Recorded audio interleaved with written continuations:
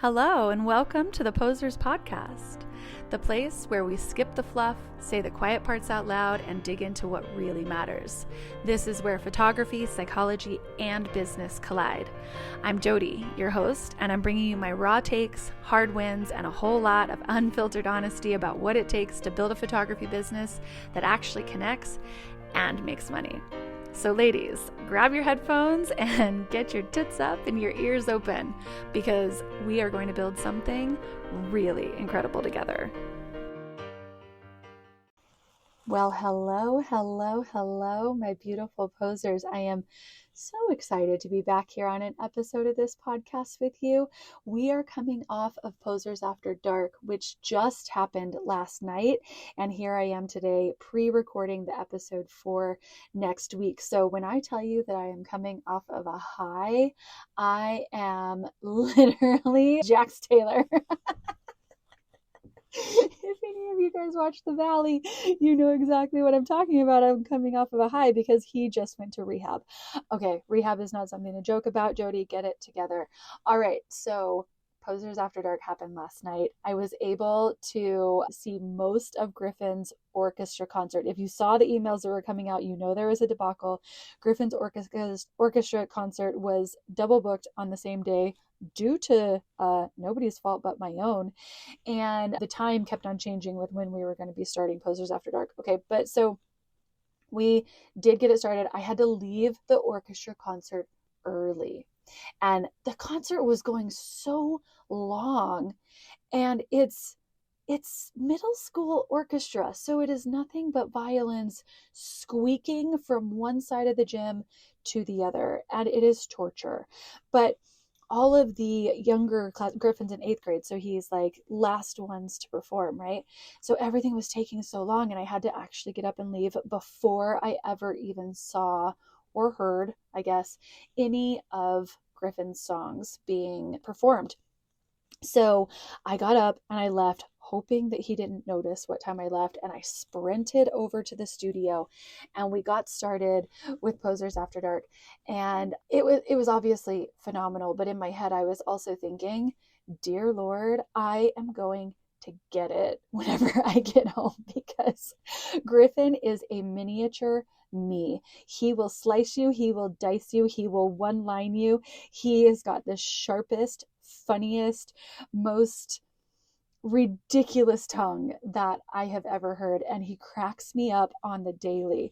But he is also my middle child. He literally lives his life knowing that he is stuck right in the middle of his two brothers, and he demands that life be fair for him. So whenever I pulled into the garage after I'm getting home from Posers After Dark, I thought that maybe he'd just be in his room. I thought that maybe he'd be chill about it. No. He comes out into the garage, doesn't even let me get out of my car before he's like, when did you leave the concert? And I was like, oh, I had to leave a little bit early. I didn't hear all of your songs, and I just wanted to leave it like really brief like that. I didn't want to have to lie too much to my child. But he's like, well, how many songs did you hear? And I was like, I got through about 2 of them and I had to sprint. And he's like, oh, really? Because I saw where you were sitting in the back of the room, and then I looked up and you weren't there. And I was like, yeah, I listened to a couple of the songs and then I had to leave. And he literally, the way this child reads me to filth, he was like, oh yeah, so you had to leave my concert for your Alzheimer's Association for Boomers meeting? And I was like, first of all, hold on. There's a lot for me to process there. We're talking Alzheimer's, we're talking boomers, we're talking meeting, we're talking I left your concert. How dare you? But also, yes, I did. So I was thinking in my head, I was like, are we all a bunch of women pushing geriatrics? Yes, absolutely. Was it hard for us to stay up that late? It sure was. Did I forget what I was saying at least 14 times? Also, yes. But was it incredible and filled with raw moments and hard-hitting truths? And was it a handful of women who are literally kicking ass in their businesses? Also, yes. So I turned to Griffin and I was like, hey, you know what? I did miss some of your concert, And I'm sorry about that. But I think it's really important that you have a mom who shows up for you in the best way that she can, but you also have a mom who you are watching build a business. And that right there is probably teaching you far more than anything else could teach you in life. And he just looked at me and was like, your lecture means nothing to me. And he walked inside. So we did not get through the night being unscathed and being not attacked by Griffin, but I survived. So, anyway, quick change of direction. Yesterday, before Posers After Dark, okay, I was sprinting from the orchestra concert over to the studio. I decided that I was going to do it at the studio because I was like, you know what? I don't know about my dogs barking. I don't know if my kids are going to be demanding things of me. I don't know what's going to happen if I actually try to do it at home. So I run over to the studio and decide that I'm going to do it there. And while I was sitting in my car, it's like 7:27 at this point PM, and this thing starts at 7:30, and I'm still sitting in my car. That's how much I was rushing. But I was on Instagram for a split second and I was responding to some DMs about Posers After Dark, making sure that everybody who wanted to have the link had it. And I start to close out of Instagram and I see this post by Betches. I don't know if you follow Betches. It's just kind of a funny online quippy sort of account, but it is 9.1 million followers deep. So I'm willing to bet it's like 9.1 million women deep, right? And they had this post up. Granted, the mindset that I'm in is like, I'm about to go into Posers After Dark, where I'm talking to brilliant women who are kicking ass in their businesses. And there's this post from Betches talking to 9.1 million women, probably of a younger generation than I am. And it said something along the lines of like, all that girls want are forehead kisses and good night texts and a hug and to be told that they're beautiful all day, something like that. That's not exact, but it was basically like a list of what girls who literally play with My Little Ponies probably still want out of their future. And it was so immature and so off base and kind of degrading to the idea of what women actually want. And it triggered me. Guys, I am not an online troll, okay? I never am a keyboard warrior.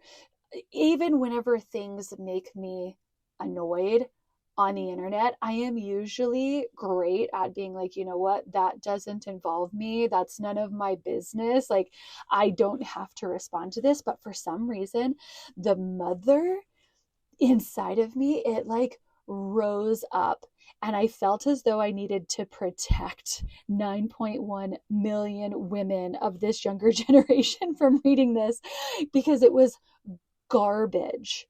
I took a screenshot of it because I was that heated. I was that attacked by this post.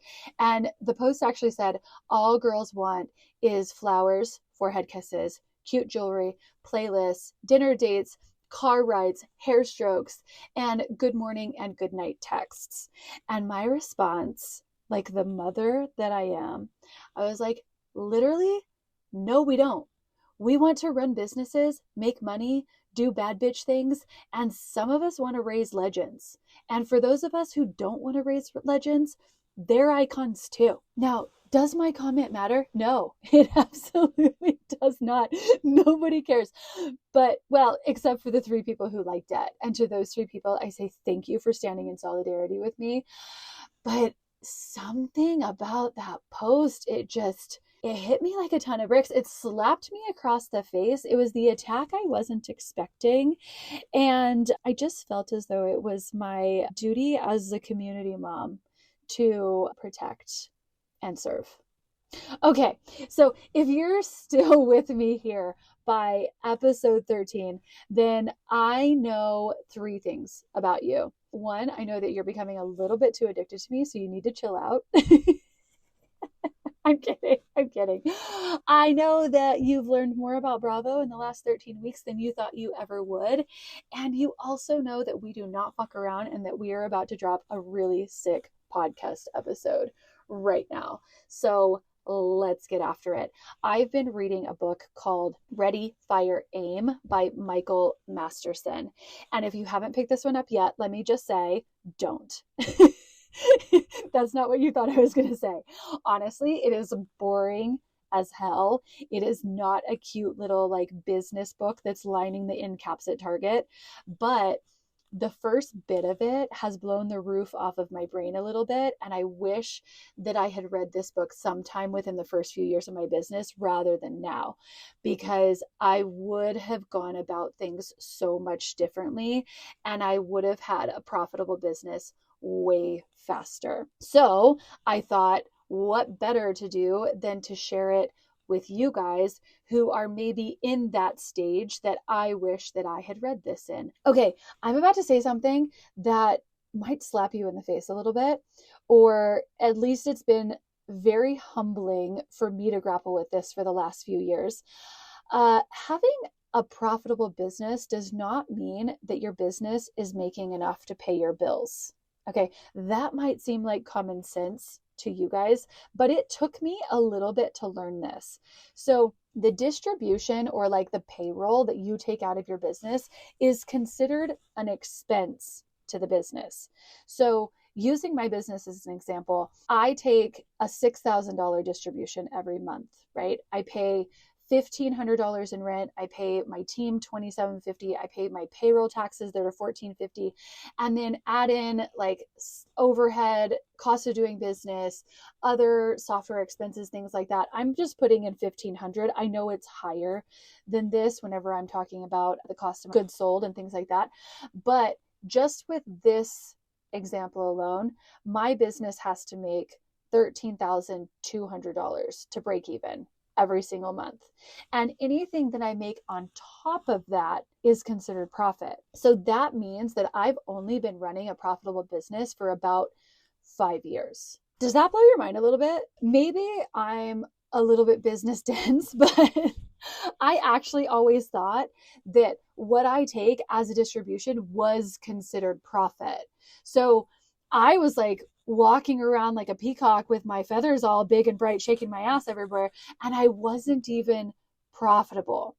So knowing that now and reading this book now, I kept this in mind while I was thinking about and reading about the idea of building a profitable business, which granted, of course, my business is profitable now, but it still makes me think of like the whole bigger picture of my business so much more. So in this book, Ready, Fire, Aim, the author is comparing business to like a forest, and that every new tree inside of the forest is really fighting for survival, trying to grow fast enough in order to at least keep up with or outpace the competition.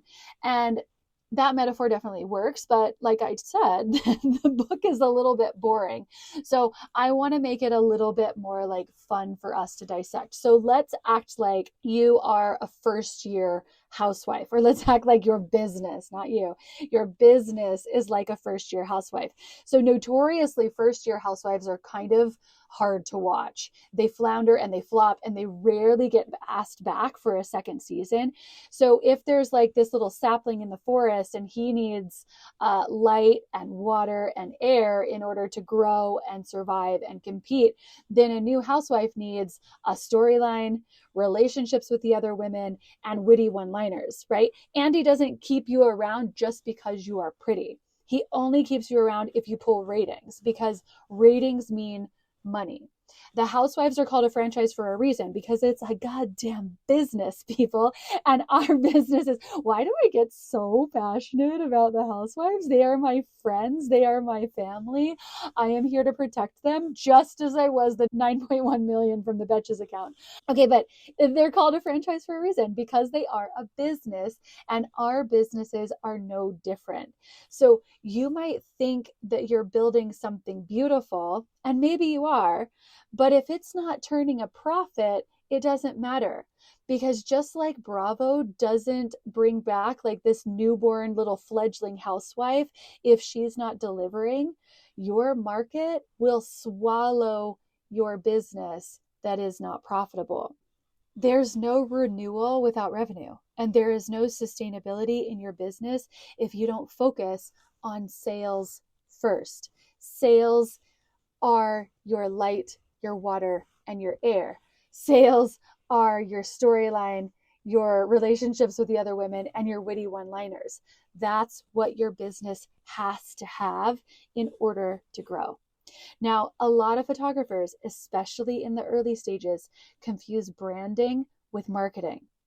We think that we need the styled shoot images, the gorgeous website, the perfect grid, and then the clients will come. But Bravo doesn't care if its new housewife looks good in the cast photo. They care if people watch. So it's the same here in that your business doesn't survive because there's an aesthetic.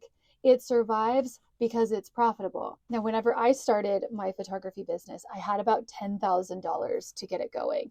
Now, to a teenager, that sounds like a lot of money, but anyone who has ever purchased camera bodies, lenses, Photoshop, Lightroom, contracts, a website, branding, logo, insurance, like all of that knows that 10K disappears faster than a bottle of Whispering Angel on a Real Housewives brunch. Okay. How many references to Bravo can I put in one episode?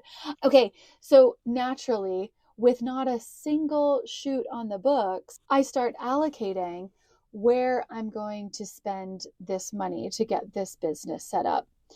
And I created this website, you guys.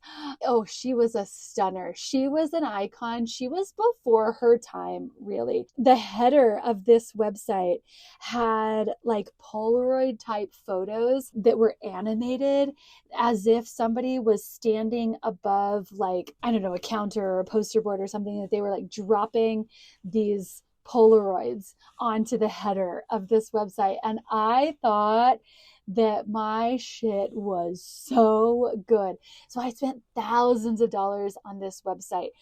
Didn't have a single shoot on the books. Let me remind you, I spent $1,100 on custom business stationery. I'm talking business cards, thank you notes, envelopes, the works. 300 copies. Who did I think I was? 300 copies, 300 thank you notes, and I had not a single client. And I wasn't doing any work to get a single client either. In fact, there was once a time when one of my husband's really nice, well-meaning friends spoke to the catering director at a luxury country club, members only, weddings galore. He was talking to the catering director, and he told the catering director about me, a brand new fledgling wedding photographer, told him that I was the best wedding photographer that he had ever seen. You would think that I would be jumping for joy for that kind of marketing to be happening in my business, but I was mad. I was embarrassed because I felt like selling was like slimy. For the longest time, I thought that marketing myself felt so gross, and I didn't want to be that girl who was like pushing her services. I told myself that I was a boutique business, and I thought that my work should just, I guess, I don't know, speak for itself. I thought that if I was going to book weddings, then it was only going to be because the wedding vendors in town, like the wedding planners or a florist or somebody else, had seen my work and that they wanted to reach out and that they wanted to work with me. What was I actually thinking? But so I was upset at my husband's friend. I was thinking in my head, I was like, how dare he tell people that I need clients? Like, I am not some starving artist. I do not need to sing for my supper. In my head, I was like, I'm sought after. And that's what Morgan Freeman literally should have been doing a voiceover in my life that was like, she was not, in fact, sought after, because I wasn't. I was an actual nobody in my market at that time. And I wasn't even cluing into the fact that I was spending $10,000 to get this business off of the ground. And I wasn't for 1 second thinking about how I was going to get clients. So in this book that I'm reading, Masterson says that 80% of your time, creativity, and resources should go towards selling, not branding, not your 5th styled shoot for the year, not a website redesign just because someone in yet another mastermind said that you need to, like, I don't know, package your work better or something. But most photographers that I know, especially the ones stuck in neutral, spend 80% of their energy on things that feel productive but don't bring in a single dollar. In fact, the biggest mistake that most photographers make is that they spend most of their time, attention, energy, and money on paying thousands of dollars for styled shoots, or rebranding websites on a whim, or tinkering with editing and re-editing photos thinking that some minor tweak that you make to your white balance or saturation of oranges is going to be so noticeable to the client that they will gasp and they will see your work and they will come running to you with their credit card. We have this impression that we're doing things in a logical order, getting everything right before we actually start running the marketing side of our business. We think that doing a photo shoot and making a reel of some of the photos will stop people in their tracks and have them grabbing for their wallet faster than I grab for the TV remote at 9 p.m. every night. The activities that relate to making the business look and feel like a real business are considerations that should be given little or no attention. And I can already hear you saying, but Jody, we're photographers. What do you mean we shouldn't be making things look pretty? And I'm not saying that. I'm saying that you shouldn't perseverate on these things and let them consume you so much that you spend all of your time spinning your wheels on things that don't actually bring in clients. Do you need to spend 24 combined hours of your time editing a wedding? No, you do not. You could raise your prices by $200 and cover the fee of outsourcing the edit so that it frees you up to be sitting your butt in your desk chair, creating a download that will drive your newsletter list. You should be sitting there writing a nurture sequence that will warm your clients as they come in contact with your brand. You should be producing content for social media. You should be going to networking lunches with an amazing group of other women in business and investing your money in online education that is actually going to teach you how to move the needle forward, not rebranding a website for the 3rd time that costs you $5,000 when you're not even bringing in $5,000 of work each month. Now, I can already hear you also saying, Jody, didn't you teach us about perceived value? Didn't you teach us that everything has to look a certain way in order for you to be bringing in the clients that you want to be attracting? Yes, I absolutely did say that. But what I'm telling you is that it doesn't have to be perfect. It doesn't have to consume you. You shouldn't perseverate on these tasks so much that you're also not running your business. For most entrepreneurial businesses, it is enough to have the product and the customer service to just be okay, especially in the beginning. Yes, even in photography. Protecting your images will be something that happens over time. Spending thousands of dollars on styled shoots before you're able to bring in clients of your own is backwards thinking and, frankly, a waste of your money. I know that I am going to get a lot of heat for saying this stuff because you all might argue that spending time on your portfolio is part of selling, but it's not. Your photos are not so good that they are getting clients to bang down your door. Neither are mine. Your images are probably great. Mine are probably great, but they are only part of the equation, and honestly, a really small part. You can be the best photographer in the world, and it wouldn't matter because you aren't prioritizing getting and staying booked.